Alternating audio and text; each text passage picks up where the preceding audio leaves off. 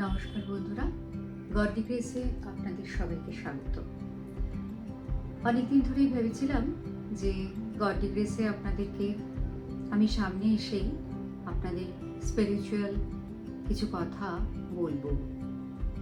সবসময় তো আপনারা আমার ভয়েসটাই শোনেন, তো আজ আমি সামনাসামনি আপনাদের কাছে বসে স্বামীজির সম্বন্ধে কিছু কথা বলতে চাই। আশা করি আপনাদের ভালো লাগবে। শুনুন স্বামীজির একটি শিক্ষা। পৃথিবীর শ্রেষ্ঠ ধর্ম কোনটি? স্বামী বিবেকানন্দের শিক্ষা। আমাদের অনেকের মনেই প্রশ্ন জাগে যে ঈশ্বর যদি একজনই হন, তবে পৃথিবীতে এত আলাদা আলাদা ধর্ম কেন? হিন্দু, মুসলিম, খ্রিস্টান, বৌদ্ধ, এত ধর্মের নিয়ম কেন আলাদা? আর এই সব ধর্মগুলোর মধ্যে শ্রেষ্ঠ ধর্মই বা কোনটি? স্বামী বিবেকানন্দের জীবনের একটি ঘটনার মাধ্যমে এই প্রশ্নগুলোর উত্তর পাওয়া যায়। একবার ভারত ভ্রমণের সময় স্বামী বিবেকানন্দের সাথে মুন্সি আলী ফেজ নামে এক ব্যক্তির পরিচয় হয়।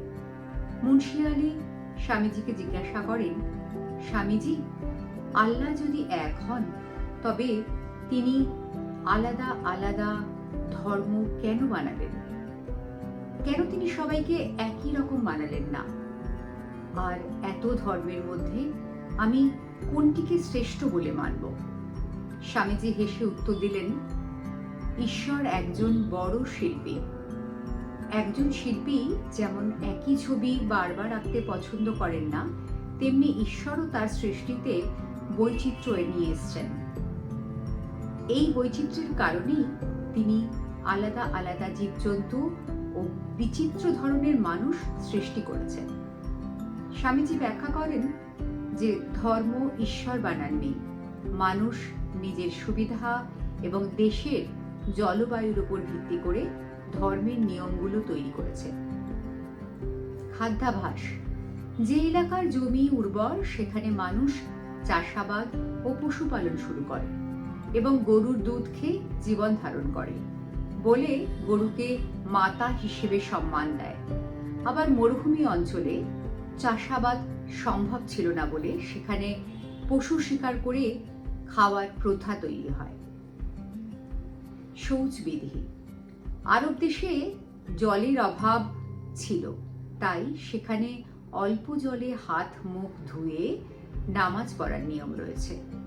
অন্যদিকে ভারতে প্রচুর নদী ও জলাশয় থাকায় মন্দিরে যাওয়ার আগে স্নান করে শুদ্ধ হওয়ার নিয়ম রয়েছে। শেষকৃত্য।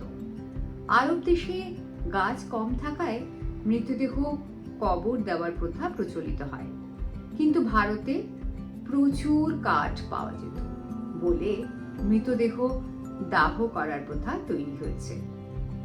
স্বামীজি মুন্সি আলীকে আশ্বস্ত করে বলেন যে ঈশ্বর কোনো নিয়মের জন্য মানুষের উপর অসন্তুষ্ট হন না। তিনি বলেন, যেভাবে আলাদা আলাদা নদী বিভিন্ন পথ দিয়ে প্রবাহিত হয়ে শেষে একই সমুদ্রে মিশে যায়, ঠিক তেমনি সব ধর্মই মানুষকে সেই এক পরমাত্মার কাছে নিয়ে যায়। মানব ধর্ম একটাই, আর তা হলো মানুষের সেবা করা। কোনো ধর্মই হিংসা সমর্থন করে না। যারা ধর্মের নামে বিভেদ সৃষ্টি করে তারা আসলে ধর্মকে বোঝে না, অথবা নিজেদের স্বার্থে ধর্মকে ব্যবহার করে। সকল ধর্মই সুন্দর এবং সত্য, কারণ সবার গন্তব্যস্থল একই ঈশ্বর। আজ এই পর্যন্তই। এর পরের দিন আবারও আরেকটি কোনো বাণী নিয়ে আপনাদের সামনে উপস্থিত হব। আশা করি আপনাদের গডলি গ্রেস ভালো লাগছে। যদি ভালো লাগে তাহলে লাইক, শেয়ার, কমেন্ট করতে ভুলবেন না।